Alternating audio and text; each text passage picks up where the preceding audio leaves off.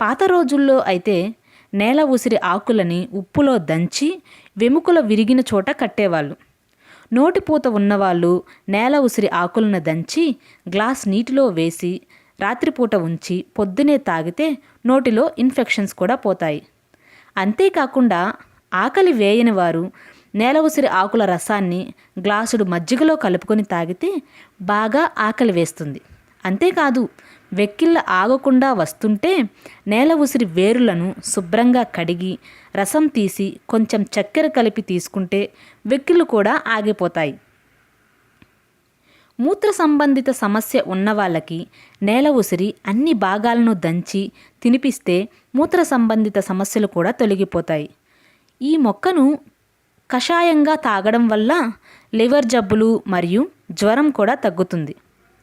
Brazil వంటి దేశాలలో ఈ నేల ఉసిరి మొక్కని